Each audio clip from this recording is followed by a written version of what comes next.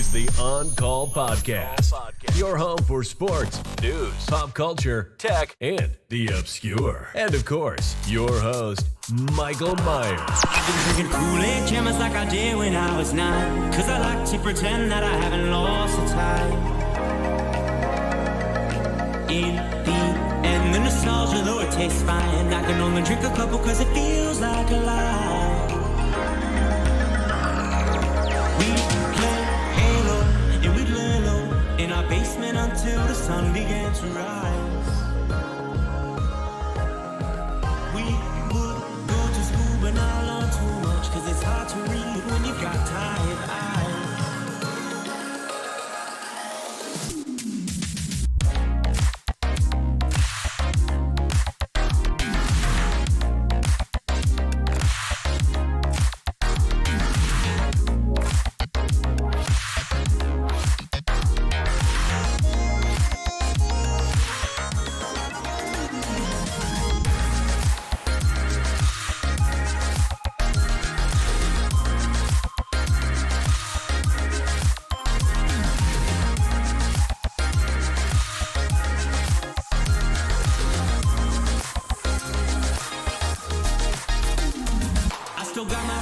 They've been with me for some time, and it's nice to know that they still by my side.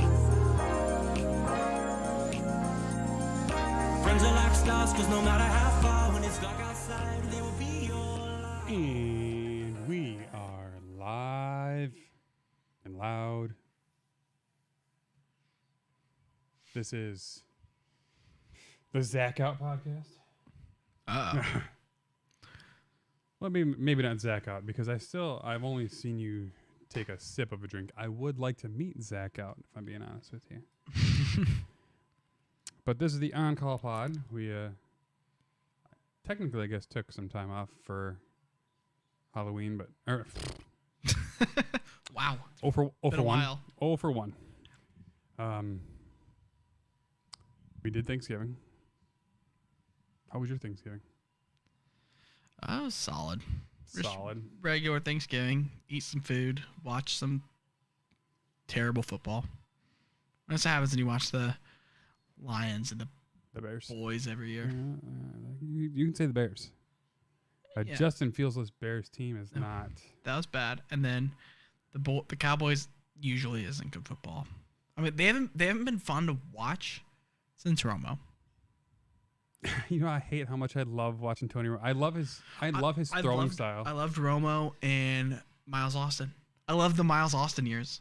The years on Thanksgiving where Miles Austin was just balling out. And then Dez was fine. Jason Witten was there the whole time. But the Miles Austin years were my favorite years to watch. Miles Austin come from nowhere? Like just one, he came. Yeah, he lasted like 3 years. Dated Kim Kardashian or something. He like subbed in one game and then all of a sudden he was starting and then killed it. I had him on my fantasy team. Sports Illustrated said that he was on there. He was awesome. Pretty eyes for Miles Austin. I will say this about Sports Illustrated for like fantasy assistants. They were pretty instrumental for me to help me in the early years. Back in the day, before the interwebs had all of the things that they do now. Do you pay for anything for insider stuff? No. I thought about doing stuff with like Matthew Berry. He's on what? He's on ESPN. I thought about buying like a Pro Football Focus, but they have good articles too. Is one of the reasons I'd go for them. I like Pro Football Focus just in general. I like them just like assessing player talent. I've never looked at their site for fantasy advice. I do think that they put weird analytics in it that made other they're the reason for like AWS, like the Amazon weird stats and shit. Yeah, because they're able to assess how good a player actually is, not just their stats. Some of their stuff is wrong, but no, it usually works itself out. Everyone always freaks out because like at week 2, it'll be like, oh, the best running back in football is definitely not Josh Jacobs. It's like, it's been 2 weeks, guys. He had a really good game against a good defense I think is good right now. Like, let it fix itself. Because they assess for matchup and stuff too, so like you don't get all these bonus points for like beating up on a bad team. And there's like expected yards and stuff. So Yeah, the that helps a lot for quarterbacks assessments, I think, because they do like yards, the expected yards per attempt, or expected yards per completion, and like how some of the stuff is not a quarterback's fault because a wide receiver fell down on or like he dropped. And like with the running backs, sometimes like a lot of running backs, like do you know there's only been 3 running backs in the history of the league who've had like, I forget what the exact stat is, but it's like a significant amount over expectation that have also had good high volume, like yardage over expectations, and then also had like a high volume. The top So it's like a Barry Sanders. No, he's not even up there because that dude sometimes ruined plays. But the third best of all time at doing it was Derrick Henry. Okay. Because his he breaks a tackle that's supposed to go for 2 yards and he gets an 80-yard touchdown. Like that's gonna load it up. Second, like really tight with Derrick Henry's Alvin Kamara. Oh, I thought I was gonna say Marshall Faulk. And that dude's slippery. No, they're all fairly recent. But the number 1 guy of all time, no one even talks about him when they talk about best running backs of all time. Or even like really, And it's a fairly recent player. fairly recent. Hasn't played for, we'll say, 6 years. Chris Johnson. No. He was good for like a season. 2 seasons maybe. Two. Yeah. He like 1,200, then 2,000, and then nothing. Yeah. Once he got a good nickname. CJ2K. Yeah, all right, this will be fun. So ask yes or no questions, like teams, conferences, stuff like that. Okay. See if you can get there. So the third person who's Number 1 all time by like a lot. Like is seen as the most efficient running back in the history of the game by like a large margin. Like he's on an island by himself. has he played in the 2020s? No. He's been done for 5 or 6 years probably. Okay, so in the 20 teens. Somewhere in there. I'm not confident in how long he lasted in the 10s, but I know he was in the 10s at some point. AFC. Yeah. AFC West. Yep. Quickly down to 4 teams. And the funny thing is, if I were you, I'd be thinking of a guy right now who's not the right answer. Priest Holmes. No. I would immediately would have been like LaDainian Tomlinson would have been my thought, but He that's was a not too high correct. of usage rate. Yeah. That affected it. But I went Priest Holmes because Yeah. a couple years in, I don't. That's right team. Larry Johnson. What the fuck's his name? After those guys. Averaged like 6 yards a carry for his career. Jamal Charles. Yep. Like, I was like, when I read that, I was like, And that's ridiculous. He's Watch his highlights sometimes. Blacklisted, right? Oh, no, he just got hurt all the time. Knees. Yeah, he's like, if it was, yeah, he lost both his knees, but like, anyone who actually listens to this, like, may think I'm crazy for saying that, but like, I thought it was ridiculous. Watch highlights sometime. It's unreal how good he is. He had a game where he had 6 touchdowns at half. It's a Chiefs thing, apparently. Like 3 of them are receiving or 4 of them are receiving, but dude was lightning. He was untouchable. Like it's unbelievable. And like I said, it was like he'd get hurt and they bring in someone else and they wouldn't even be good. Not even like, it's rare for a player to be that electric and the team not be just good. Like, with Zeke, for instance, recent memory, like when he went down as Tony Pollard, when he went down before that, they'd bring in Julius Jones or whatever, and he'd get like 120 yards. Like, it didn't matter because their line was the so Cowboys good. are a system, yeah. Yeah, because their line was so good. And that's how it is for a lot of teams. A lot, like running backs, a lot of times, like the Steelers, when they had Rashard Mendenhall, he got hurt. We brought in Mwelde Moore, and he led the NFL in rushing for like 3 weeks, like a 3 or 4 week span. Yeah, Mwelde And he Moore. was never good. But it's just like you're in the right situation. If the holes are huge, you're an NFL running back. You can do it. Like, you can make it work. So maybe that's the Bears thing. Like, look at Raheem Mostert. Cut from the Bears. Went to the Niners. Oh, the Niners have a great line. I mean, look at them. They had Raheem Mostert. He gets hurt. Okay. Then they bring in Jeff Wilson. Dude just tears it up.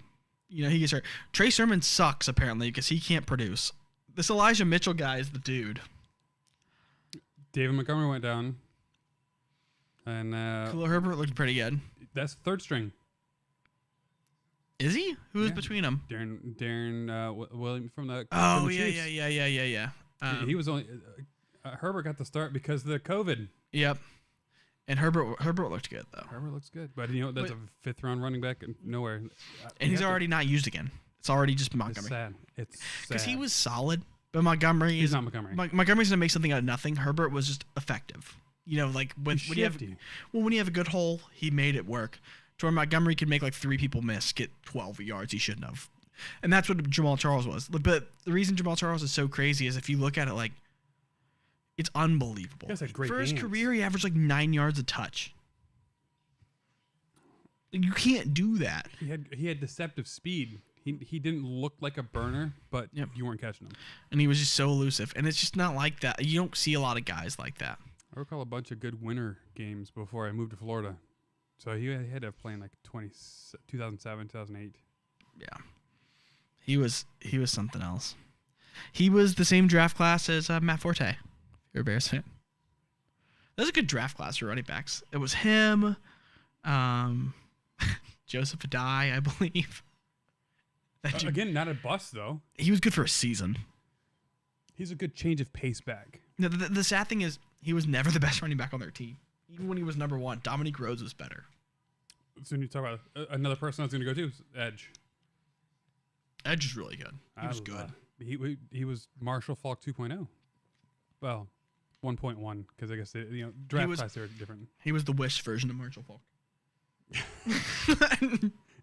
the Wish.com Marshall Falk, yeah, Edgerrin James. You know who might be, like, weirdly, like, if we're just going to go off on a limb, like, we're going to say bold takes, you know who might be the best running back of all time? Like, if we're not taking, like, we're taking big leaps, like, based off of really nothing.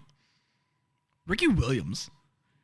Dude was a stud, just quit football for, like, 3 years, went smoked weed, came back and was immediately awesome again. Can you imagine loving weed so much you're just going to walk away from millions of dollars? It's like, screw that. And then he was like, I could use money. Came back and then was immediately awesome again. It's one of those things. You can't take 2 or 3 years off football and still be good. That's not how it works. He would. No one else has ever done that. And he would have been even better had he not played at the shittiest Dolphins teams. Yeah, and no one else has ever done that for any team, any position. Taking years off and came back. Don't say Michael Vick. No, didn't Mike you threw me off. Mike Ditka traded like 6 picks to get Ricky Williams in New Orleans. Yeah. Yep. Yeah, he did was- like the Herschel Walker from the Yeah. 80s shit. And then he's like, I'm not playing there, and went and smoked weed instead. Mike Ditka's not a great coach. I think he's just blessed with a But- great scheme and But the team. thing about that, like, people want to say Mike Vick was like that. No, he wasn't. He just went to a good team with a good system. He went to Andy Reid. Andy Reid system. Yeah, he went to Andy Reid's system, and he was really good for like 5 or 6 games. And then, but remember who also was really good right Kevin after that? Cobb? Nick Foles. Yep, Kevin Cobb. Nick Foles. Nick Foles broke the NFL record for touchdown to interception ratio for a season. It was like 32-3 or something. Yeah, something ridiculous, like 35-2 or something like that. And then it was just like, yeah, but he's not good. Like, Kevin Cobb, when he came in for Mike Vick when he was injured, Yep. that was in 2007. I was in technology class. yeah, Kevin Cobb was killing it. Killed it. Yep. Oh, he threw for 415 yards. What the hell? Their team was just good. Like Michael LaShawn McCoy, like shit. That was LaShawn shady. McCoy, Deshaun Jackson in his prime, Jeremy Maclin. I just want to thank my hands for being so great. Yeah. Freddie Mitchell might have been after that, actually. Yeah, I mean they had Maclin, Jackson, and McCoy, just so much speed. And so Vic came in there and it was just like, And that was still peak London Fletcher on defense, just yeah. controlling a team. Yeah, but that's one of those where it was like, yeah, I don't really compare that, like, because he was only good for like that 6 games and then he wasn't really even NFL caliber again. I do give him credit for trying to learn to be a quarterback rather than a running back who throws. Right. He kind of a little bit got forced into it, but Yeah, dude, we kept fucking everything because someone who didn't know how to slide. or hold on to the football correctly. Yeah, he was always holding. You don't hold a football like that. Yeah, but LaShawn McCoy did that his whole career, and he's still. It's an Eagles thing. Deshaun Jackson did it too back then. That was just I'll never forget Deshaun Jackson was the first person I think I ever saw the Cowboys game. drop the ball before the touchdown. Yeah, Adam and Fancy. That was his rookie year. Yeah. No. What the? Yep. But yeah, you can't football's not a sport you could take years off of and come back and be elite. It doesn't make any sense. Like, I understand Gronk took some time off, but like, Gronk was young when he did it, and it's taken him a lot of time to get back to it. Ricky Williams took years off and was immediately awesome right away, playing like maybe the hardest position to do that in. Because a very physically demanding position. The only position I think would be harder to do that in would be corner. Cool. Corner's a terrible position to take That's time one. off on. You gotta, if you miss a couple of games from like any sort of lower body, You gotta be shifty and like you have to be in a different type of shape. But like corner and running back are two positions where it's like you have to be in the right shape to be good at those positions. And that's why they don't last very long. Neither of those positions last. yeah, I think a wideout is why it's beneficial. Depends on what type of receiver you are. If you're even like the weird thing is people always say like speedsters don't last, but they do. Deshaun Jackson's been around forever, and he's not great anymore, but he's just still fast. He's just not wow fast anymore. Like Tyreek Hill will be fast forever. And the benefit He to will always be Tyreek is he's gotten better at running routes. Yep. So And that's the thing. That's why his he lasts ability will longer. stay. Yep. You get better at running as in your speed as you lose speed, but like he's always gonna be faster than everyone else on defense. Even when he's not as fast as he is now, he's always gonna be really, really fast. Devin Hester probably could have been great, but I don't know if he failed because of the system or because he didn't learn That's not even the routes. position he played. He was a corner. Yeah, but he turned into a wide receiver, and He didn't have hands. He couldn't catch a football. he's got some good highlight. He's Yeah. got a 2-minute highlight reel on Twitter that's legit. Over like 6 years. He had 2 minutes worth of highlights. And they're mostly end rounds and little screen passes.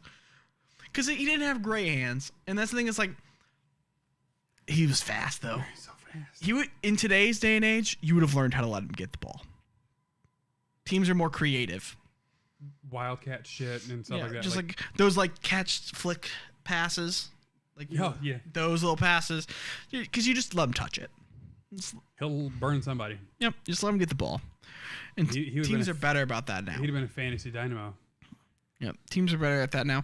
They try to use him as a straight up like line him outside, treat him like he's Antonio Brown. He's not.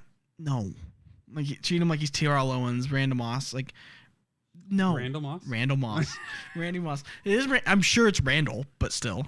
But yeah, it is funny. Like you can't just line a kick returner up like that. I'm trying to think of who you would use him like now. People try to do that for years. Rocket Ishmael. Oh, Rocket for Just- the Cowboys. It's just like it doesn't work. You can't just. The Raiders tried for years and years and years and years. Just draft the fastest guy, Darius Hayward-Bay. Darius Hayward-Bay. Every Didn't year. he play for the Steelers too? Yeah, he did. And we didn't use him the same way. He was better for the Steelers, I think, than the Raiders. He was older, and he understood. And we had a system that's like, hey, dude, you're not like the best receiver in football. Sorry, This is an interesting commercial of this ring. I want it. I don't know what it is. Aura ring. You're measuring your heart rate, activities. Now the next commercial I see, TikTok. TikTok is everywhere. I'm surprised that it's still around because there's a lot of China backlash going on. Did you see now that WTA, no more tennis events in China? Oh, really? The women's tennis stood up first because one of the female tennis stars is Chinese by birth and came here as a pro like when she was like 14. She left. She came here and then she spoke out hard against China. People have been speaking about travesties against China for years and years. So the Women's Tennis Association actually took a stand like a month ago. And they're like, you know what? Fuck you guys. And just today, the men's tennis. I don't even know. It's not the MTA, but the Men's Professional Tennis Association said that no more Chinese events. I don't know what male tennis is called. Something P at the end, I believe. WTP. Nope. That's different. I think the last time that we didn't have a football game to watch, it was the fucking Celtics game. Yep. On to picks, I guess, because we've been going for a while. I need to mark the time at some point. Yeah, let's do them. I guess let's just actually like focus on them. The 20-minute mark. So, because I had to look back because I lost the paper. Oh, So this is all redone. I had to listen to previous episodes to figure out what the records were and our totals. So you took the lead on week 11. You were up 2 games, and then you completely shit the bed for week 12, and I beat you well. So now total seasons, I am 90-69, and you are 89-70. all right. Week 12. That's week 11. Week 12 results. You were 3-9. That's not good. Not good. Let's keep the score at home. I was 6-6. This is where I made up my ground. So, this week is the hope one of us, if we are blessed, will be a 100-game winner. We're actually doing pretty decent. Probably not. There's what 14, 15 games this week. You go 11-4. I don't know if anyone's ever done that. I mean, 6-6. I guess I should just hold on to my lucky stars at 6-6. That's probably one of my best weeks. Yeah. You were 5-9 week 10. So that's pretty much going to have to be like half the season. We're going to do just a pick 'em, not against the spread. So get ourselves a nice happy win loss before we blow it. Yeah. All right. I'm ready for this week, so I'm feeling good. Feeling good about this week. It's called Slurp. SLRRRP. Slurp. That is a Walmart version of a Jello shot. All right. What percentage you're working with? Fucking 8. So really, that is a drink of beer. Yeah. A strong beer. Yeah, it's. But it tastes fucking delicious. It tastes just like delicious Jello. I wonder what a traditional Jello shot. You've never had a real one? No, I'm saying I wonder what it is alcohol per volume. About 25. That's normal. Okay. Because the amount of water and the gelatin It's still powder, almost full on though. Then you think it's really strong. more? So like, it's so fun to get Jello shot. You get fucking wasted. Oh quick. yeah. Yep. I kind of like this. We have good eye contact. For now with anyone these. watching the Celtics game, this is the third time since it's been on in here they've had to repair the net. These are different instances. Yeah. Is this the original Boston Garden rim or what? I can't believe that's happened 3 times in one game. Do you think Tatum will ever be a top 5 player, or No. is he just going to fail Nope. to deliver? He's that's already that ship sailed already. He's already peaked. He's already How on old the is way he? down. 24, 25? He's too old to make it to top 5 ever. Or top five in the league at any given time. DeRozan is in the top 10 of MVP voting right now, and he's 32. But he's not. No one thinks he's top 5 in the league as an actual player, though. He's having a good season. When I was in shape, right as All right. COVID was hitting, Could he be a top 5 MVP getter in a season? Sure. Is he ever going to be considered top 5 in the NBA at a given time? No. Wow. I think there's 5 guys younger than him who are already better. Luka. When? Oh, you're right. Luka's really good. Luka's better. What's crazy? It's Dallas. Trae Young isn't better, but has a higher ceiling already. Like offensively, he's better. I Like just see Trae Young as a glorified Russell Westbrook no. with a better shot, a better 3. Like he's a actually shooter. good though on offense. He's a good shooter. Westbrook's not good in any way, don't- shape, or form. I never saw Westbrook as a leader. I don't think Trae Young will Okay. get it.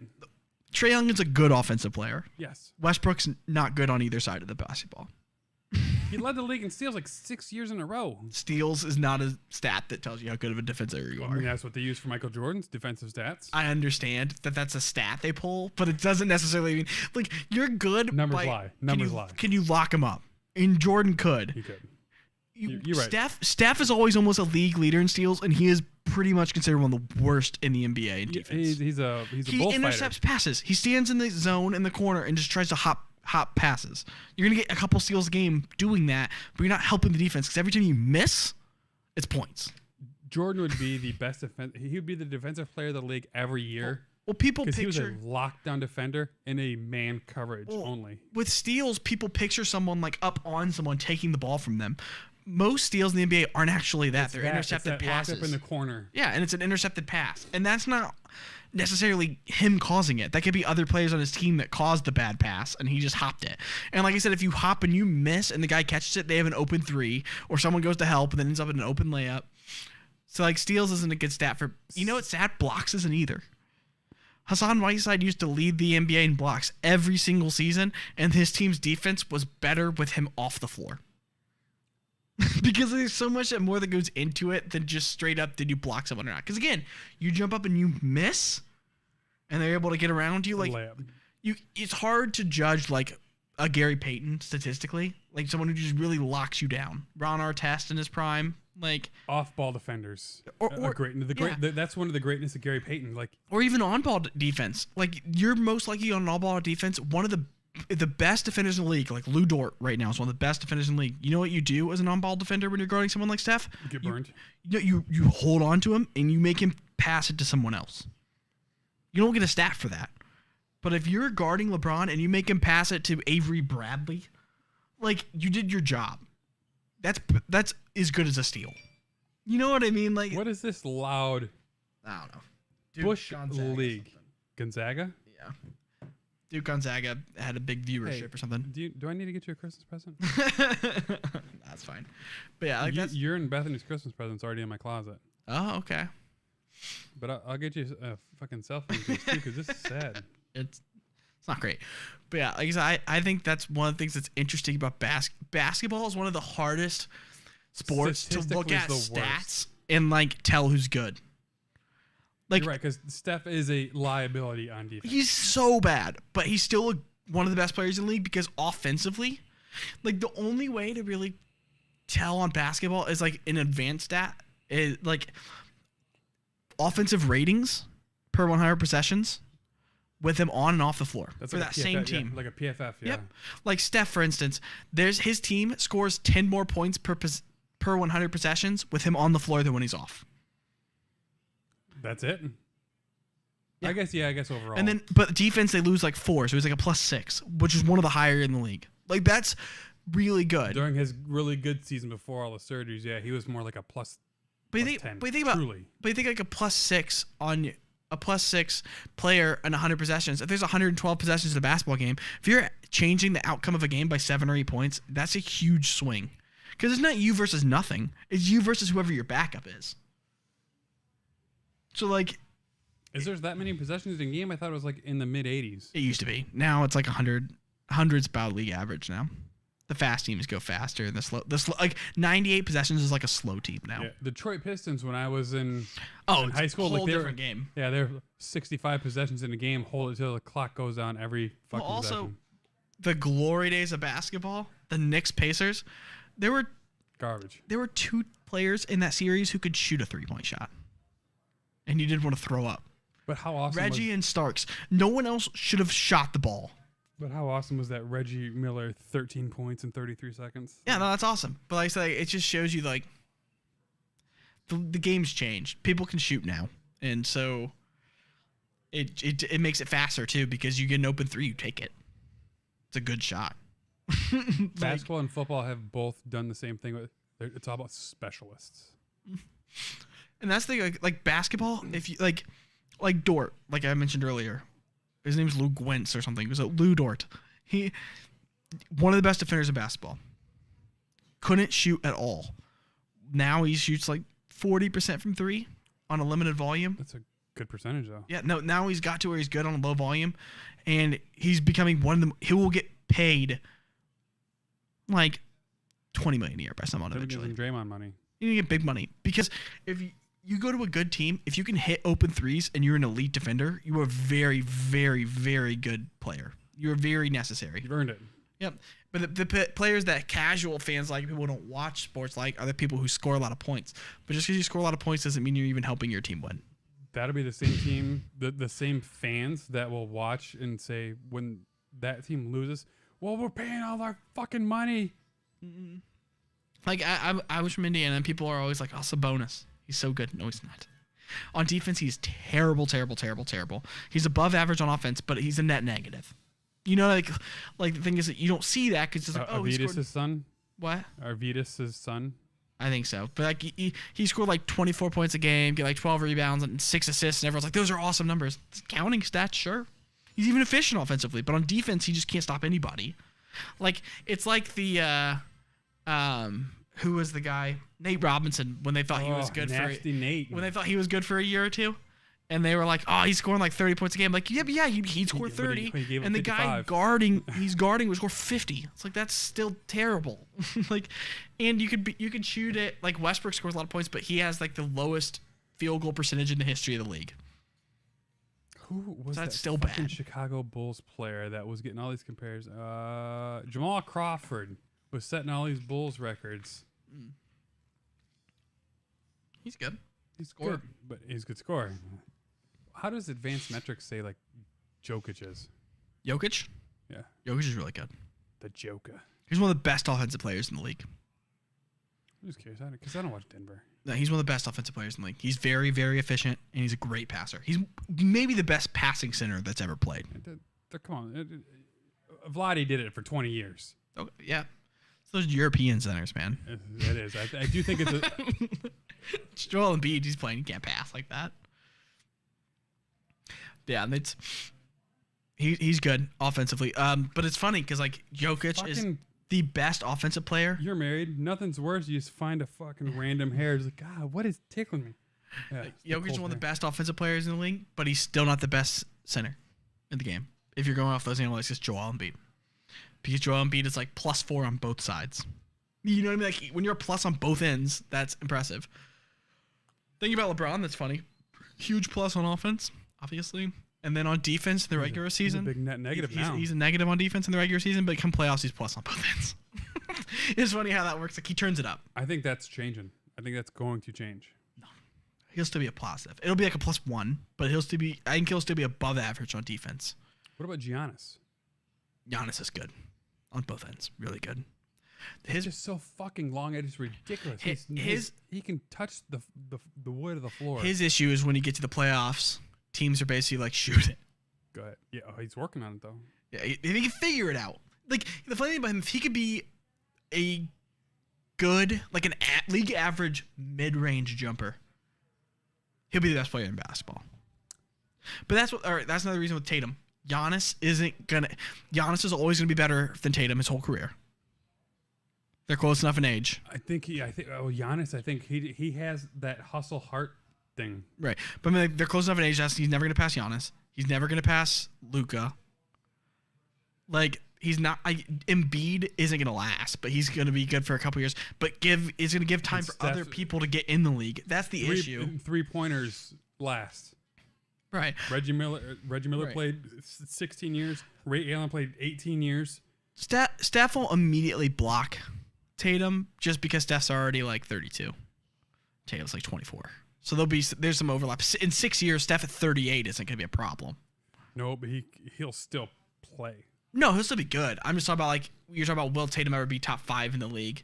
I'd have to really look at it like as far as who they are, but there's a lot of young players. Like Zion is better. Is he? Yes. Has he played this season? No, he's injured. But he's ballooned. They could talk about. He's like 300. All right, barring him coming back as a fatty who can never I guess play. Ja's really. Ja's good. I mean, there's just Donovan Mitchell's good. There's too many guys who are around his talent right now for me to think he'd get there. But I think there's a lot who I'm pretty confident are going to be really, really good. Like I think Zion. I think the hype train might have ruined Tatum. Because the second year he got so much hype that what's going to ruin him is he plays for Brad Stevens. And Brad Stevens is a great team basketball player. Like Tatum he'll never be viewed as a top 5 in the NBA. But if he stays like a Wizards team, if he stays on the Celtics his whole career, he has a chance. Maybe not a go, but he has a chance of going down as like one of the better players ever at his position and stuff like that. The way that Tim Duncan was. Tim Duncan was never considered like the best. But then, like, he's looked back now as like, oh, he was like top 2 or 3 at his position for 20 years. That's the thing. So longevity matters as far as how you are viewed down the line. But I just don't think his ceiling is ever going to be there. There's a reason. Well, his shot volume isn't going to be there. His nickname was Mr. Fundamentals. Yeah. He did everything right. Do you know he didn't play basketball until he was like 15? I did. at an actually. organized level. Yeah. He was a swimmer. That's a. I didn't know that part, but And his basketball coach at high school was like, you're like 6'10". You try playing basketball. just look like And a no seal. wonder he's fundamental, though. He never formed bad habits. He didn't play for real until he was 15, 16. You're old enough to, like, do it correctly. AAU is gonna ruin the league. It's already working on it. Nah, there's going to be... You know who helped change basketball, but also kind of is making basketball almost unwatchable at a youth level? Steph. Everyone wants. Yeah, now everyone wants. Everyone to wants to shoot it. You're seeing, like, 12-year-olds pulling, like, 3 or 4 feet beyond the arc. I'm like, dude, you're not strong enough for that. It's like Steph pulling it from the other side of half court all the time. Like, stop. What I can sucks make is- it there. Okay, I can throw it 3/4 court. I shouldn't shoot from there. Yeah, I can one arm it one baseline to baseline. No, like I can shoot a jumper from the other free throw line, off a dribble. I can shoot it Steph's way because Steph is so fundamentally I unsound with I the can do way a one dribble, shoot from the other free throw line and get it there. But that's not a good shot. I would never take that shot, obviously. But like, that's the same thing when you see a 10-year-old shooting it 3 feet behind the 3-point line. Like basically, when they're shooting an NBA 3 at like 10, like you're heaving it. You're doing, yeah. When I was shooting from the top of the arc, I shot it like Steve Kerr, but it's just enough to the right that I could use my strong arm. Mm-hmm. When I was shooting from the corners at 10 and 11 years old, that's when I could actually have that good. But that 8 inches difference from the top of the arc to the. I have an ugly shot. Two-handed. Oh my goodness, you're one of these guys. It's gross. It's like, I got to go to shooting school at UW Madison. Bo Ryan. yeah. I never had the training. You get to get videotaped where they're directly behind you, so it's all I was a fairly good shooter for someone who shoots wrong. straight up back of your head. So all you can see is the triangle formed at your elbow, and when you release it, in between your elbow and your ear is your 2 fingers that come. I got to. That was a fun shooting camp with my buddy Colin Conway and Matt Alfredson. It was pretty cool to go to the Kohl Center. Luke Combs is there, apparently. Country singer? Yep. I hate that I recognized him just from the. I mean, he's pretty. Has he seen? He looks like a certain guy. Long beard. That guy? I don't know. I don't think so. I don't know what he sings. He might. You didn't really give me a lot with that. What's hard is Nicole only listens to fucking 90s country, The Golden Age. but that's it. That's all you need. Do you have Spotify? I do not. I have music. Hold on. Now this beer sums. No, maybe it'll give me 2 minutes and 22 seconds. I gotta play a song. Be right back. Where's the BRB? BRB. At some point, we will.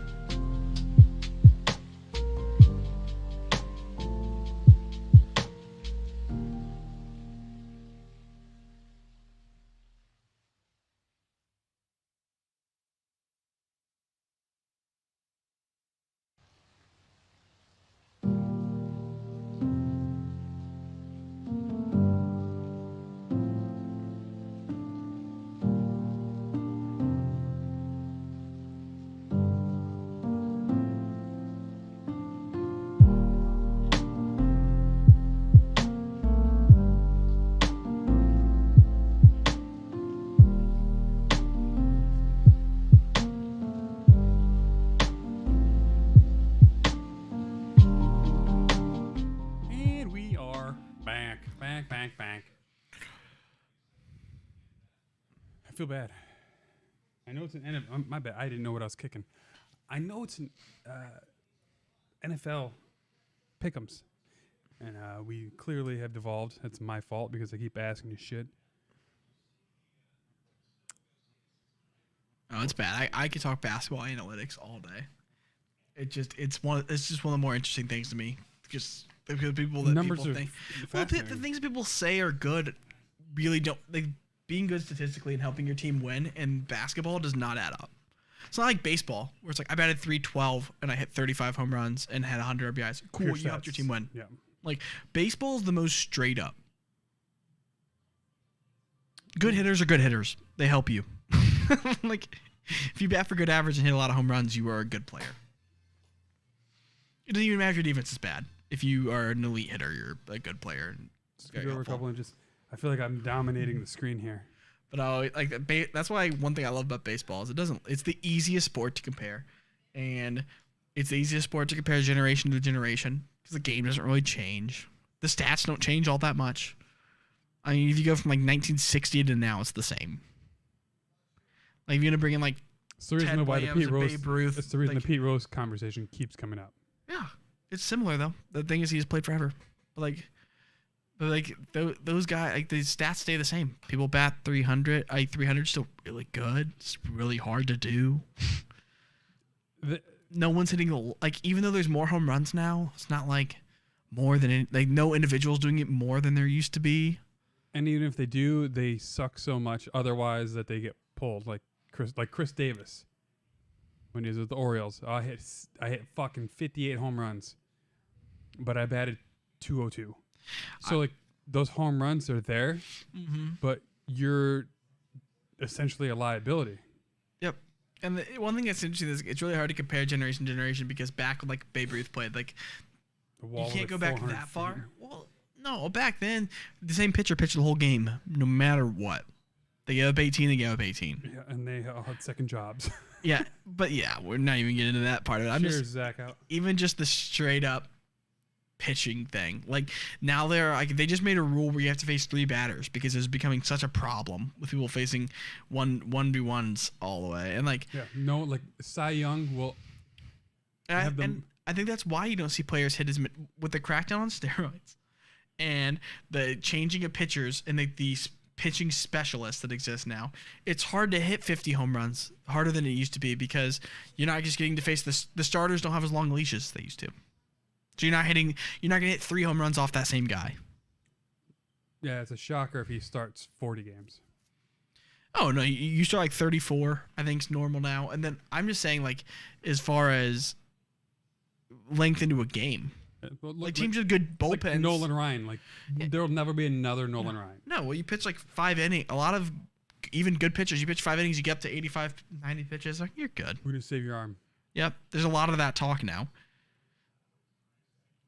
I don't know if I could. I got to pitch in high school. I was what Coach Leskowitz called a bull. I was not the fastest thrower. A decent movement on every pitch. 2-seam, 4-seam, slider. They all had good movement. The thing is, it wasn't the fastest pitch, but it's like your pitch is the same in the first inning as it is in the 6th.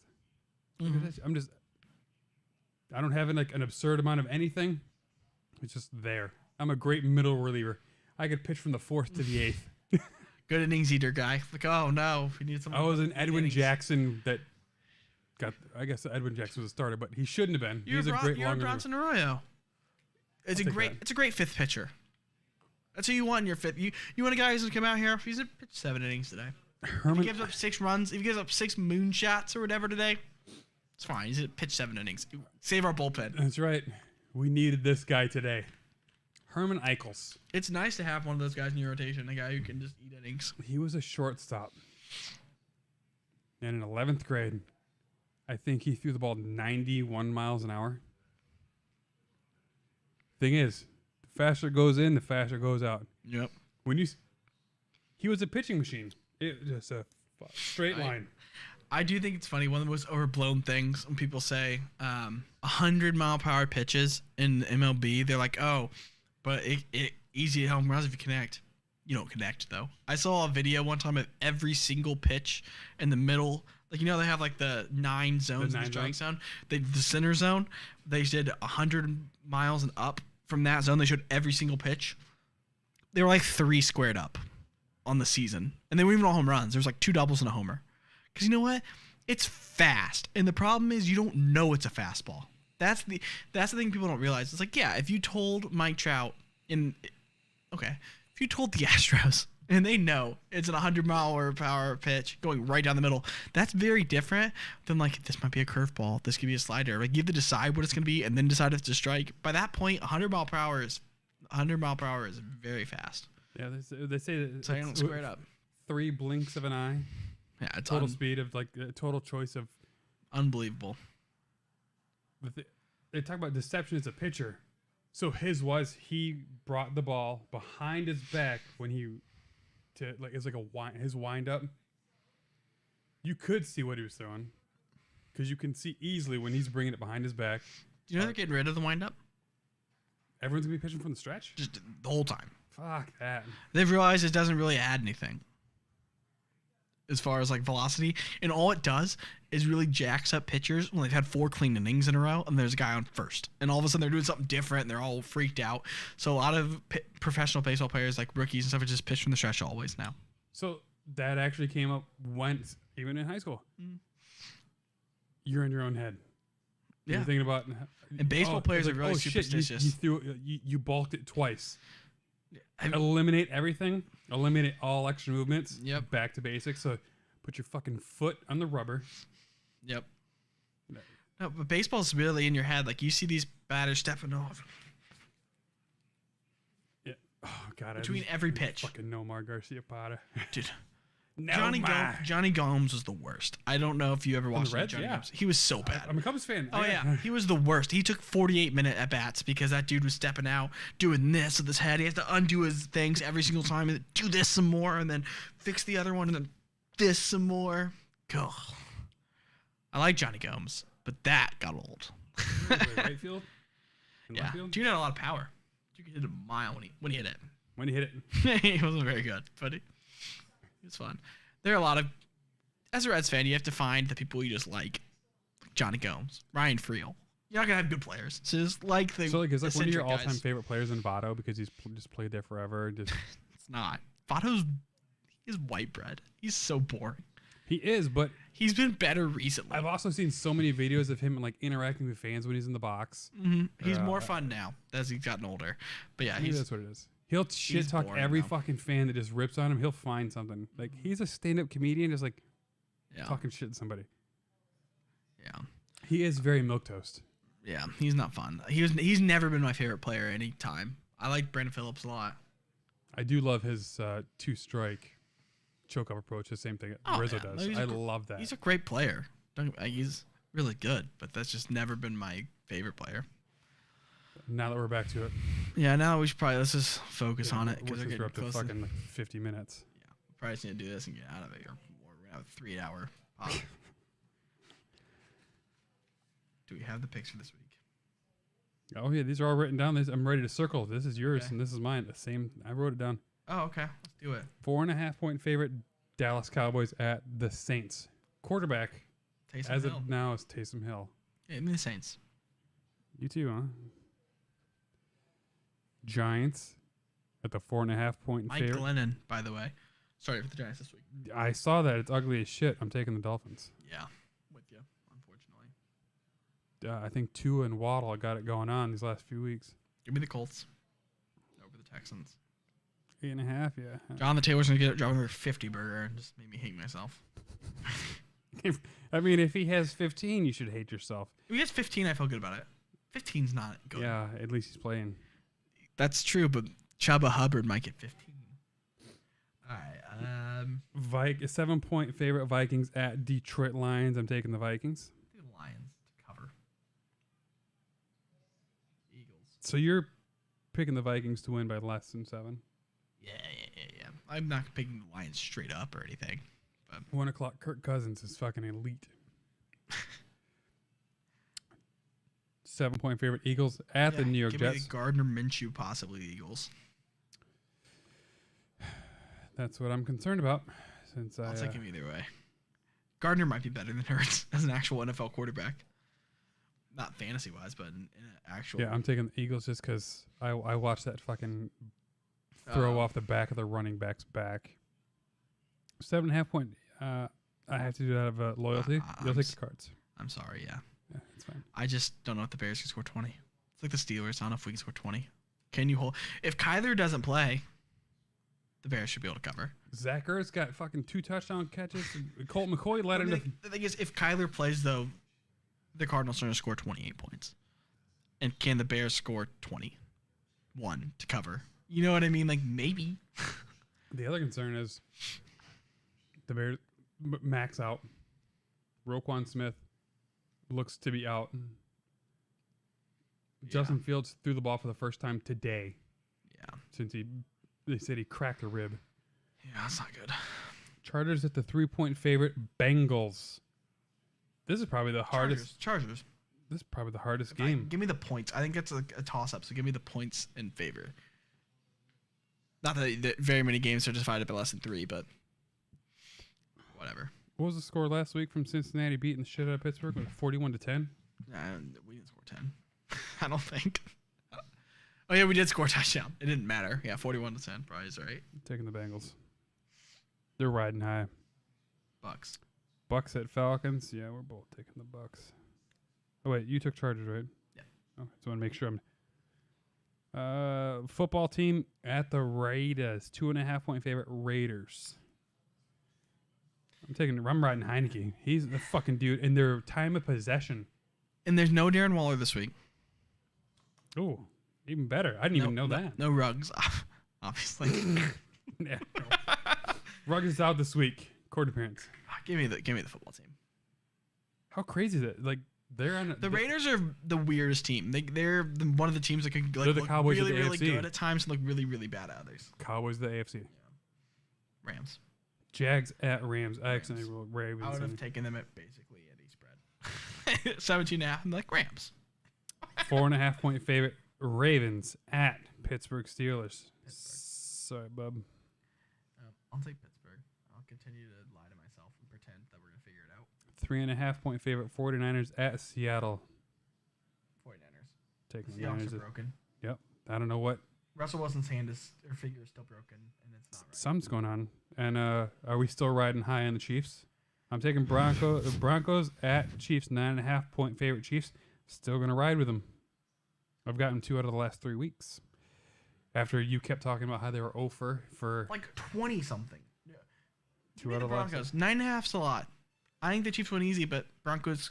I'm gonna go bold. Chiefs are up like 14. Broncos score a touchdown with like a minute and a half left to make it 7. But they're never really in it. You know what I mean? Yeah. That's the hard thing about covering a spread like that. Is you could be up, like you could be dominating the whole game, and then just be in prevent mode, and then they score a touchdown that doesn't matter.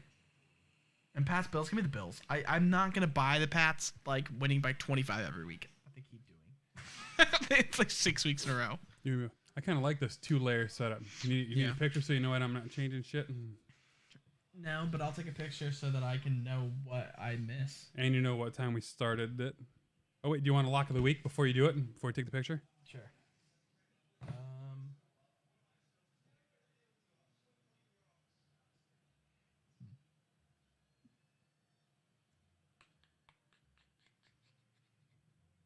It's tough. My lock is going to be the Washington football team. Okay. Because 2.5 points, and I got a feeling with the football team. It's hard with all these. Like, it's hard sometimes on a Wednesday because like It's also really hard too because the spreads are a lot closer. They're getting closer than they were in like week 8 through 11. If Kyler was playing, I'd feel good about that. He's he's practicing. He said he's in. I know, but it's ugly this week. Let's see here. Lock of the week. So this is actually still one of our shorter episodes. I'm gonna go weird on this. And now you're thinking about it. It's gonna be the go Vikings. Weird on this one. I never do this. Lock of the week, the Rams. I'm not usually a big spread at that. at that. I'm not usually a big spread guy, But, all right, so this is if sports betting was legal, this is a perfect teaser week.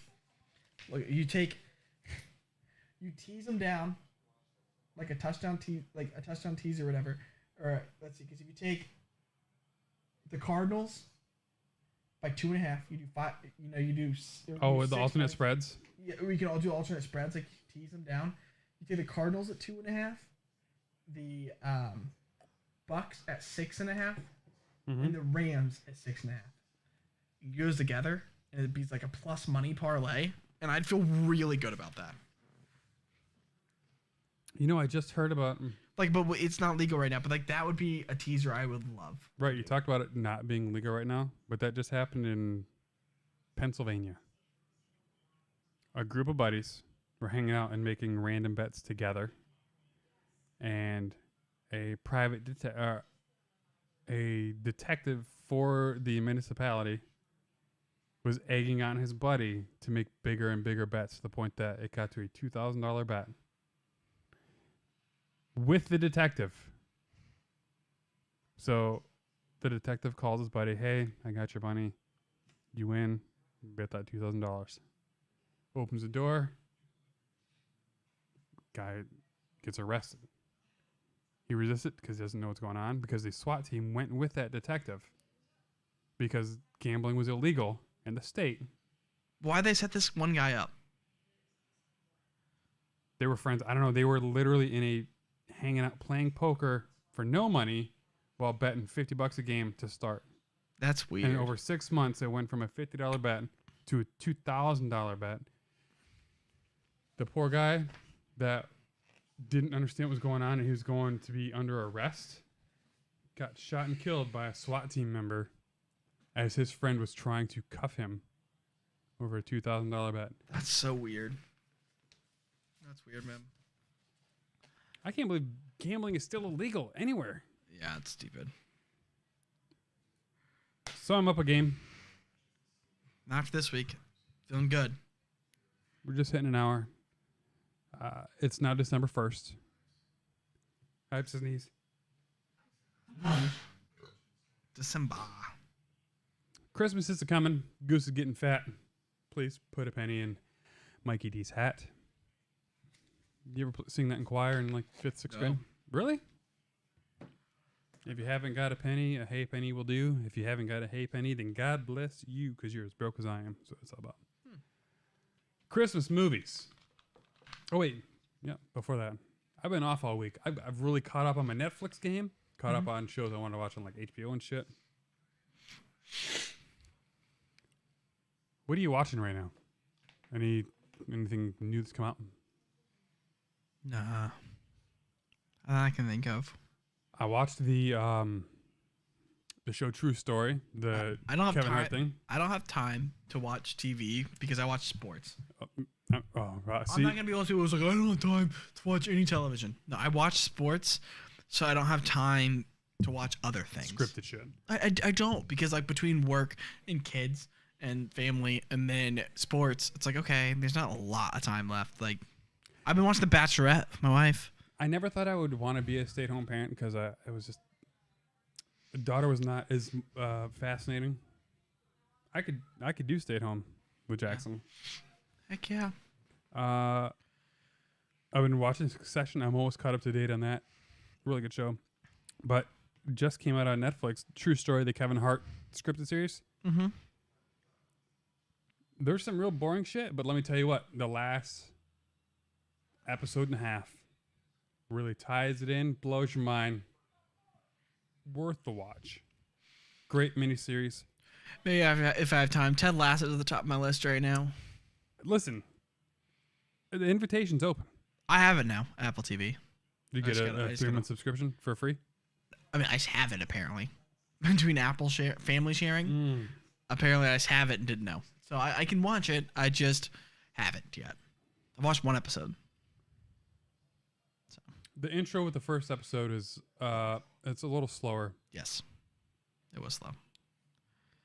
But Episode 4 on, okay. when it kicks up, you start to develop personal bonds. Now, I will say, I'll die for Ted Lasso. It's a fictional character. You probably shouldn't die for them. I would fucking die for him.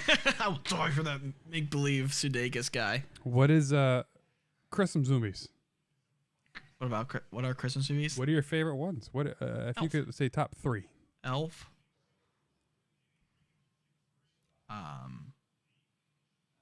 Jim Carrey's Grinch, the other Grinch, Four Christmases, Miracle on 34th Street. Elf, Four Christmases, and It's a Wonderful Life. It's a Wonderful Life. Oh, way to go, Hallmark. That's not Hallmark. It is. From the 50s, the black and white. Oh, it's a one. fantastic film. That's the best Christmas movie. If we're talking about like on paper the best Christmas movie, it's that one. We're not talking about paper. We're talking about like your feelings. Yeah, that's why it's top 3. But it's like it's the best. Like if we're talking about like if critics are gonna rate it, that has to be the best. And get out of here with Die Hard's not a Christmas movie. Home Alone is not a Christmas movie. I like watching Home Alone at Christmas. Home Alone 2 absolutely is a Christmas movie. Home Alone 2 is, yes. Right. So, but the first Home Alone's touchy. Die Hard is definitely not a Christmas movie, and I get really upset. Only because it takes place during a Christmas Yeah, it's party. like, I understand that. No, absolutely not. It tries to get in under a They technicality. don't even really mention Santa. Like Santa's not really mentioned in Die Hard. Get out of here, it's not a Christmas movie. Four Christmases is fantastic. I watch Four Christmases and Elf multiple times a year. Multiple Times. already been both. played in this house. I've also watched 12 of the Netflix. You know, I watch the Netflix. I did watch Love Harder. Love Hard. I Yeah, did watch that one okay, already. That was pretty good. I gotta give it up. They're trying to be Hallmark.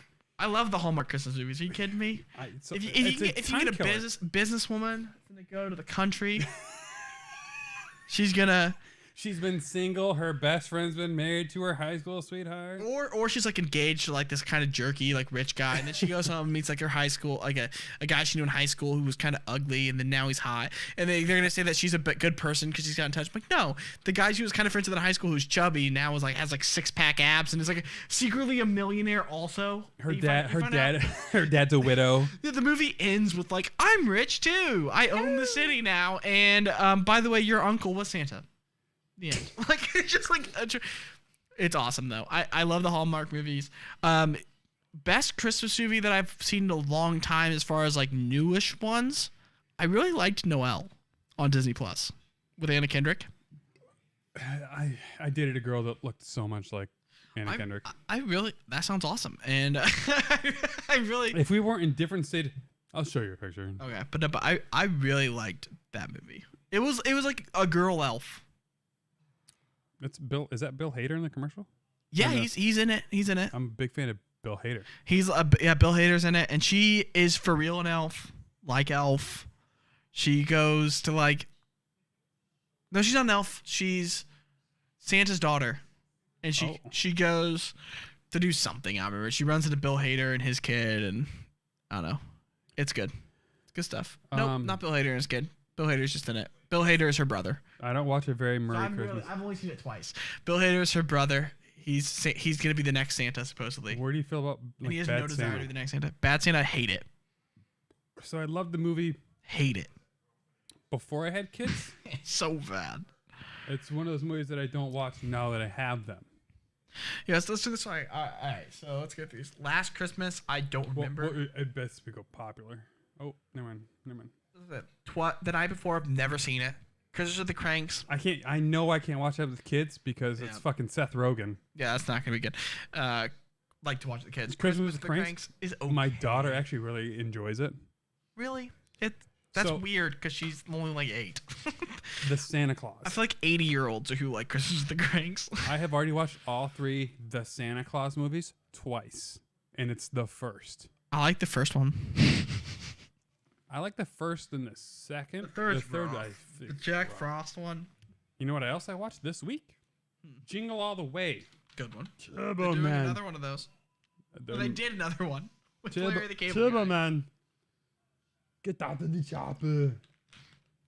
Jingle All the Way is good. I think Jingle All the Way is actually one of the ones that doesn't get enough credit that's starting to get credit. Okay. That movie sucked. Operation Christmas Drop. Never heard of it. Holiday, I kind of liked. Okay. So Another one of those like Hallmarky types. Operation Christmas Drop is the new release on. I think actually technically was 2020. It is. What's the one? Klaus? Have you seen that one? Animated. Nope. Fantastic. Is that mostly about, is Fantastic. that mostly about an elf? No.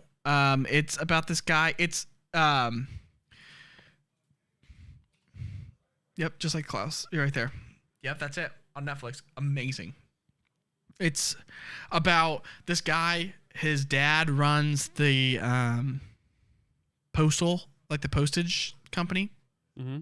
Postal service. And USPS. yeah, basically, but it's just like old school, like back when, Klaus was the thing. So, super awesome. So what happens is, the kid's lazy, doesn't really do anything, and the dad's like, you know what, go to this crappy city, like where they fight all the time. You're gonna run the postal service down there, like send 10,000 letters or whatever the number is, and then you can come back. And the guy's like, so he goes down there, and then the story's basically about how he eventually gets most of his letters by getting kids to write letters to this Klaus guy who makes toys for the kids. It's a cute one, and it's one you can watch with kids, and it's good.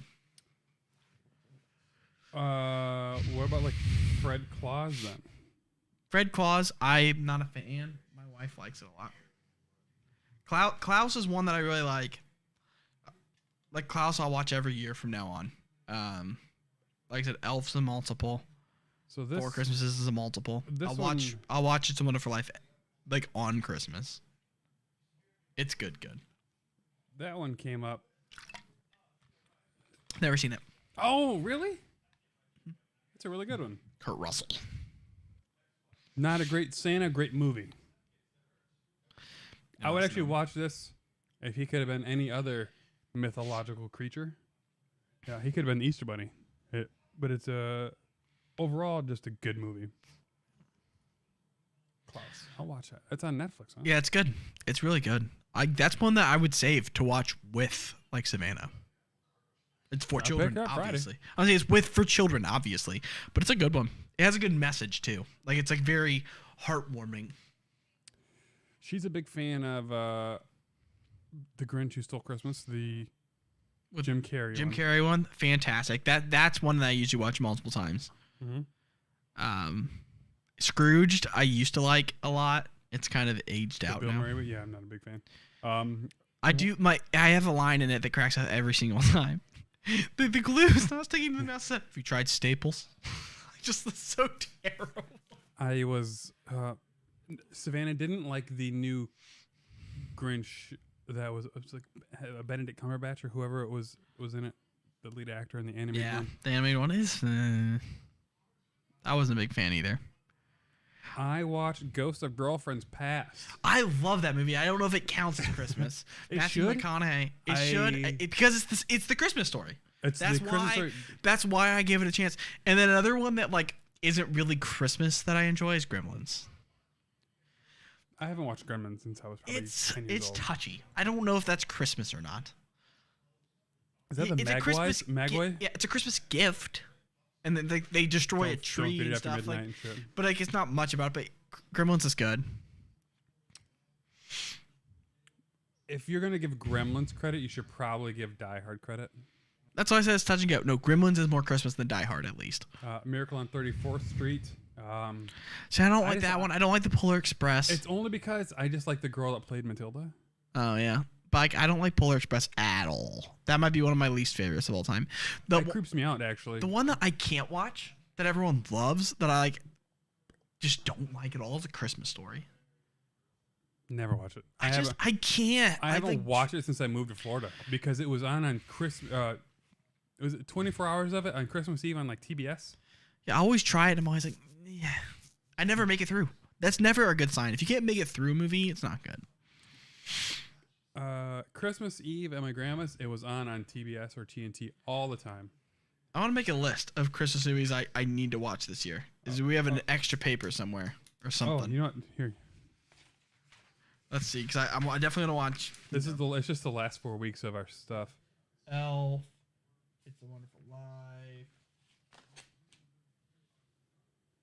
The thing is, just like I told Nicole, she can't find a new show because she can't stop watching her shows that she likes. I started watching Succession on HBO Max. It's fucking excellent. But she doesn't like to focus on a show. She likes to get a good overview. So I'm gonna write Office Christmas as one I need to watch. Wait. You told me you like that one. I already watched that twice. It was on. After you left, actually, because, Dave sleeps in his car. So he got to stay. And I told him not to leave early, and I woke up at 8 o'clock, and he was gone. And he sent me a text. Thanks, let me stay. I'm trying to think. I don't know. I'm trying not to miss them because we've mentioned some I've already forgotten. You don't like Home Alone. You talked about the Grinch. I like Home Alone. I No. don't know if it's a Christmas movie, I said. Home Alone 2. Okay, sorry. I like Home Alone, obviously. It's a good movie. What about Love Yeah. Takes place during Christmas. More about Yeah, superficial love. No, I'm just saying, I don't know if it's not like my favorite movie. I'm trying to think of. It's weird if I look at my phone because I have notes. My notes overlap. So I have like Christmas movies, and then the last thing, it talks about call Eric at the Coumadant checkup for a recheck on Tuesday the 16th. My work shit overlaps. Noel. Did you watch Noel? Oh, yeah, no, that's good. Yeah, but you got to watch it again. I put it on my list. I want to watch this year. Love Hard. I've seen that this year, like last week. It's the 25 Days of Christmas. I know. Just like Fox Family, ABC. So when you think of it, do you think of ABC Family or do you think of it as Fox Family? Just Friends is amazing. I don't know. I fucking love that movie. If that's Christmas or not. It is Christmas, but I will watch it year round. Yep, I'm gonna put it on. I fucking love that movie. That's actually already been on since Thanksgiving a bunch. Yep. IFC. I'm writing 25. See if I can get there. So 25 Christmas movies I'm gonna watch this year. So you're gonna watch 2 tomorrow because it's the first.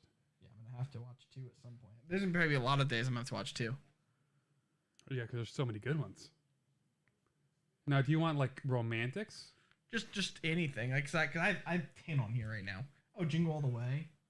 That one was one that I haven't written down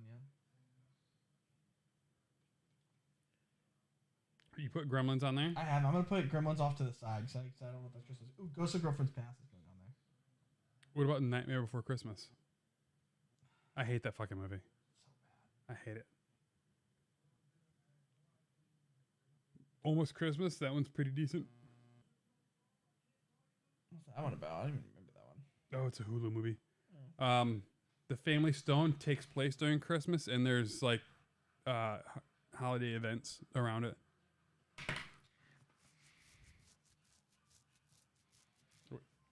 Oh, I'll write Fred Claus on there. Vince Vaughn on here twice. Are you not going to watch Bad Santa then? One or two? I will not watch Bad Santa. Beauty I want and to the Beast. enjoy them. It's not going to be just to watch 25 Christmas movies. If I don't find 25. Bad Moms Christmas. I've not seen it. Came out 2 years ago, I think. I've not seen Krampus either. I'm not going to watch that. Oh, 3 years ago. 4 years. Oh my God, we're getting old. I'm going to write The Night Before on there. Oh, did you put the Christmas Chronicles on there? I haven't, but I'll put it on there. You need to put it on there. It is. It's really good. It's heartwarming.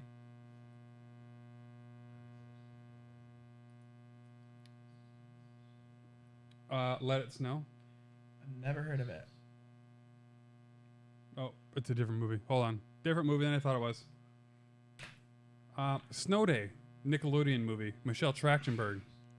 Is that Christmas? Do they have to have like opening presents? No, I don't know. I mean, it's I've about seen a snow day. I've seen Snow Day. We don't like Polar Express, and you put the Grinch on there. Yeah, Christmas Story. You get on this list. It was the best ever. Then It's a Wonderful Life 2. Elf. I'm just going through now. Christmas Vacation. That's a good one. Yeah. Who doesn't love Clark Griswold?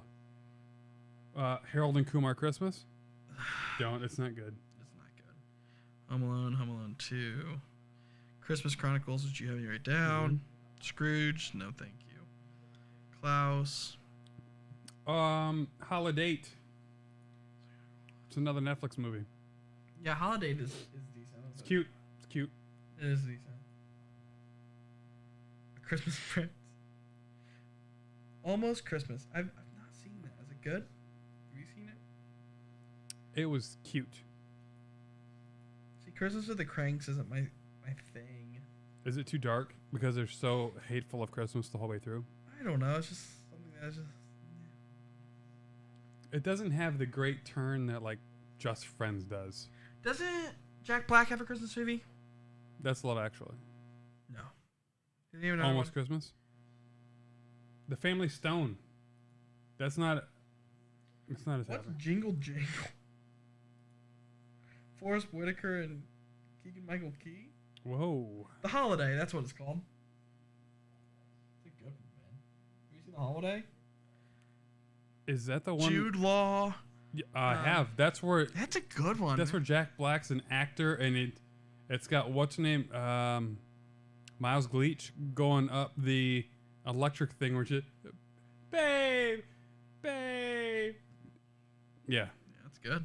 What was that one? The Holiday. It's a good one. It's So- funny. He got a lot of crap for it because someone asked him what his favorite Christmas movie was, and he said Elf. Jack Black. It's not his fault.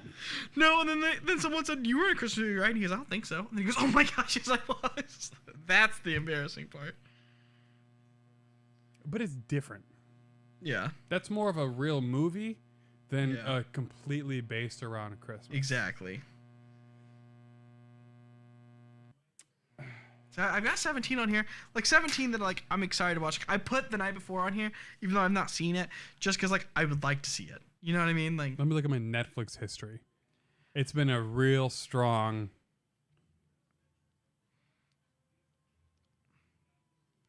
Four Christmases, 48th best Christmas movie of all time. First off, I can't trust them again because like as soon as I open up my Netflix account, what's Fool's Gold. yeah, that's a fucking great movie, but it's a McConaughey movie. I love me some Matthew McConaughey. Dude doesn't use deodorant, but whatever. I don't give a fuck. I would lick his taint for a little bit of his love. Oh. Hometown Holiday. No, I love you know- looking at rankings and like seeing how people rank them because this is the 40 best Christmas movies. The 40 best. I usually disagree a lot with. Like I watched The Castle for Christmas yesterday. Bad, not good. So if anyone's watching, don't watch that. It was a bad Christmas movie. The acting was subpar. I should be connected to your Wi-Fi by now, but I am not. Yeah, Castle for Christmas. Who? What's her name's in it? Brooke Shields. Not you know what? She has been the same skill since she was like 15 when she was making like inappropriately nude shit when she was 14. This person said Lord of the Rings is the best of all time. Christmas movie. Yep, that's. We start counting Die Hard and stuff. We start letting things like Lord of the Rings in. It's true. You're right. You're working a slippery slope. You start letting in these movies that aren't really Christmas movies in. All right, for this one, they're doing the 40 best of all time. Number 40, Home Alone. Number 39, The Great Rupert. Never seen it or really heard of it. Number 38, Krampus, which I'll probably never watch. Number 37, The Ice Harvest. Wait, Oh, is that that is. that might be a good one? Number 36, Christmas Evil. Number 35, The Insect's Christmas. Number 34, The Bishop's Wife. That's old. Scrooged at 33. Scrooge at 32.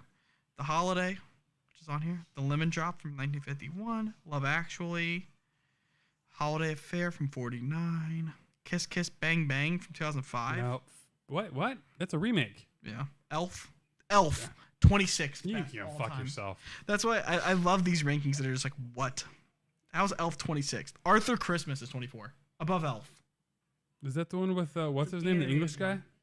No, this is an animated thing. But that really bothers me that that's above Elf. Nightmare Before Christmas 22, Gremlins 21, Mickey's Christmas Carol 20th, but Elf was 26. Remember that? Remember the Night from 1940. Rêve de Noël from forever ago. White Christmas from 1954 and Holiday Inn from 1942. Edward Scissorhands. That was a Christmas movie? Not to me. Three Godfathers. It Happened on Fifth Avenue. Christmas in Connecticut. Man, a lot of old stuff on here. Peace on Earth. Comfort and Joy. And a different one, The Klaus Family. Come What about 8 Crazy Nights, the old Adam Sandler animated movie? That's a good one. Carol from 2015. Wait, that's a good one. Or just not heard of it. It's 9th all time according to this list. 8th is Die Hard, but Elf is 26th. So that feels good. I already can't trust that list.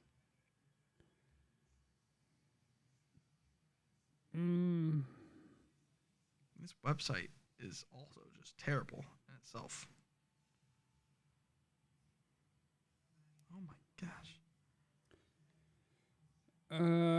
Comedy.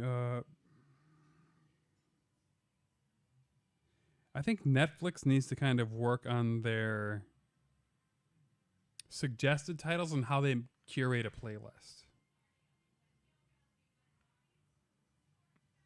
Country Christmas sucked. Don't watch it. All right, this one has 7th. The one that 7th, Bad Santa. 7th best all time. 6th, A Christmas Story. 5th, The Shop Around the Corner. Never heard of it. 4, A Christmas Carol from 1951. 3, Miracle on 34th Street. 2, Tangerine from 2015. 2nd best all time. I've never heard of it. Sounds like a troll.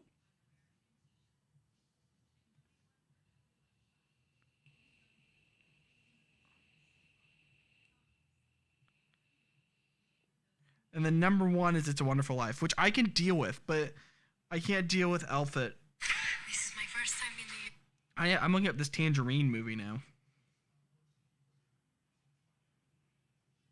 96% Rotten Tomatoes. What is that one? Tangerine. 96% Rotten Tomatoes. That's pretty good. It's on Tubi for free. I'm going to put Tangerine on here as one I'm going to watch. 2015? I mean, I'll watch it, I guess, but it probably won't be one of my favorites of all time. I'm going to put Holiday on here just because I need to start filling stuff. Yeah, I'll just let people see it. Well, all right, what Netflix Christmas movies are we working on? People can watch it. The Tangerine trailer.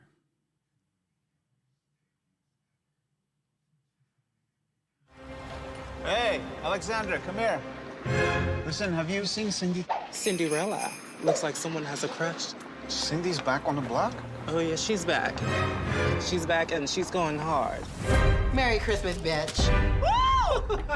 I got some good news to tell you about me and Chester. I know what it is. You're breaking up with him. Thank God. Him to be cheating on you like that. Wait, what? You didn't know? White boy. Who is she? Her name starts with a D. Danny. Desiree. Destiny? You're making me lose my game. She's some white fish. Chester, is she know me with real fish? Yeah, bitch, like a real fish. Girl, like vagina and everything. Girl, calm the fuck down. It's not that serious. I will go with you under one condition. You must promise me that there's not going to be any drama. I promise. Look at me in my eyes and promise. I promise no drama, Alexandra. Whoa! What the fuck? Oh, boy.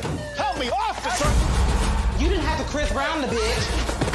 What did you do to her? Does your friend ever shut up? No, that bitch been talking ever since I met her. Why does your... Alright, I'm gonna stop that. Does it not look like a Christmas movie? No. Looks like some jail shit. It's out. I'm not gonna watch that. I don't know if that's there's a different movie, but that is not a Christmas movie. It's a drama comedy, so it's a dramedy. But The Family Stone, you put that on there, right? No, I've never heard of it. Is it that? Have you seen it? Sarah Jessica Parker, Luke Wilson. Yeah, Dermot Mulroney. Is it good? It is. I'm gonna try this one. Single all the way. You ready? It starts tomorrow. Don't act like you don't appreciate a good holiday pun. This heartwarming tale is about a single guy whose relationship status reaches its beyond complicated after a successful blind date with his mom's trainer forces him to rethink the just friends relationship with his best bud. Don't miss it, or you'll be sorry. So I think he'll be gay.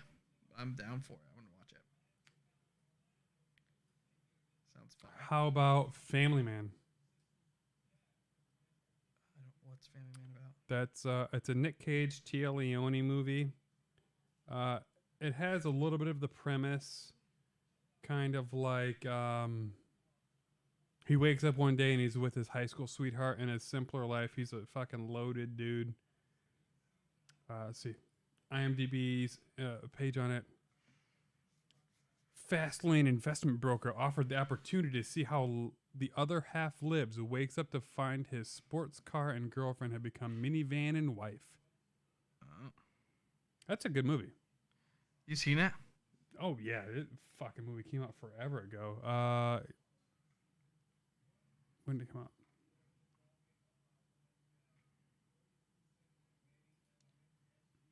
2000. It's almost as old as you are, young buck. I enjoyed this movie before I was old enough to enjoy that this movie came out.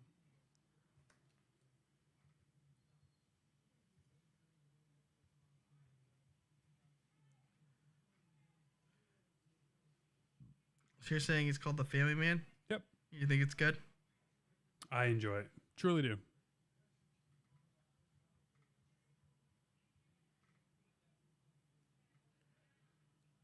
I think maybe... Oh, well, if you want to go with classics, what about Mickey's Once Upon a Christmas? Yeah, I don't want to. I mean, if you're... Because I have a son, I know, but I watch stuff like that with him that I'm not going to necessarily count as, you know. You're not going to count it as movies that you want to watch, along with them being holiday themed sort of thing? Right.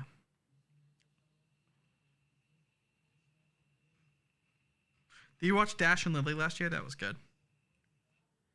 Nope. The Ref.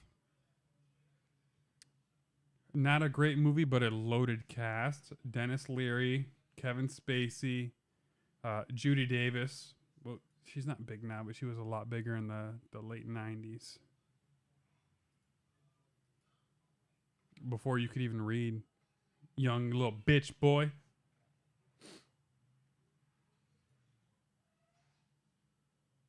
Did you put Happiest Season? Yeah, I got it. It's a Kristen Stewart movie, so... All right, I got 25 on there. Some of them were just easy watches, but that's okay with me. Well, what throws it off is I've already watched probably fucking 10 Christmas, 15? Probably 15. Right. Because when I was prepping for Thanksgiving at the house, I mean, it was just... Netflix was just bringing the hits. And then IFC has already been playing movies. What do you think is the best Christmas song? I don't want to say. Last Christmas by Wham. No. My wife and I had this conversation, and hers is I'll Be Home for Christmas, and then I said mine, and I just got roasted on end. And Was it Alvin and the Chipmunks? No, I like Silent Night the best. I feel like the judgment. I can appreciate the quality. Yeah, it's Silent. Yeah, it's a pretty song. Like if you're gonna carol, like I'm that's pretty sure I had to sing it in like 3 different grades. Yeah, no, like all the grades. It's like a good caroling song, but like so yeah. Did the Bucks just nail a 3? Yeah. Is this live right now? It is. Is it LaMelo Ball? Yep. Oh, nice pass to the playing fans. like a ballless bitch. All right, well, that's your favorite song of all Christmas time? Not my favorite song of all time. Rocking around. There are a lot of good Christmas songs, man. There are a lot. Santa baby.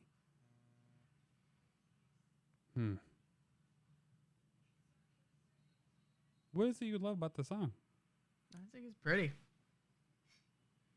It's timeless. I guess if it's sung by like a really good, Yeah, I'm not saying like Joe Schmo. I don't want him singing me any songs. But like a good bassy voice too. Like is it Bing Crosby, where he's like silent night.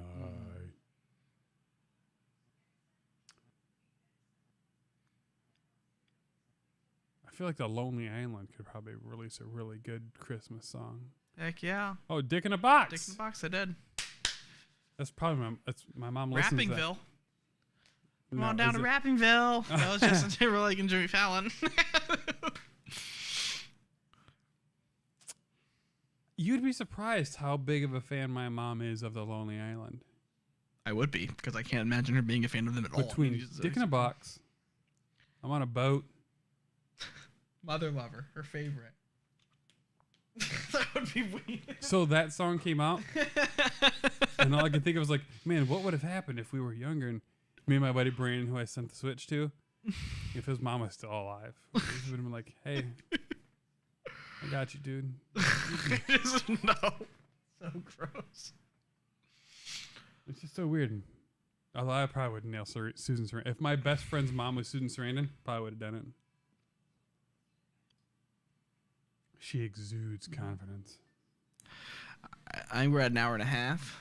It's probably a good. Yeah, it's not a 3-hour one. I'm surprised we made it 3 hours on the other ones. I'm not. I talk all night.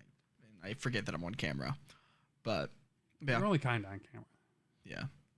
I'm the looks. You're the voice. Okay. I can deal with that. All right, well, it's been real. I'm excited to lose in some Madden, eat some pizza. Yeah. We still got to work on the fucking script for the show. So Optimus Prime can intro us. Yes, we need to do that. And we need to change the name and all kinds of things. Change the name, bitch. Yeah, you're right. We're the off-call pod. Nah. You know what? It doesn't. It still makes sense. We're on call for different things. I'm on call. Do you? You do on-call shit? Yeah. I'm on call once every like 12 weeks for a full week at a time. Well, it's been the 'Cause, like, on-call pod. My stuff, case management doesn't end just because That's true. it's not like a 9 to 5 job. I'm on call tomorrow night. I'm dreading it. Sounds bad. That week off, man, my back feels as good as it's ever felt. I'm gonna miss Jackson so much tomorrow. All right, it's been real. Let's see how these picks go. I'm gonna dominate as I've known to do. We'll see if next week I have 7 of these movies down.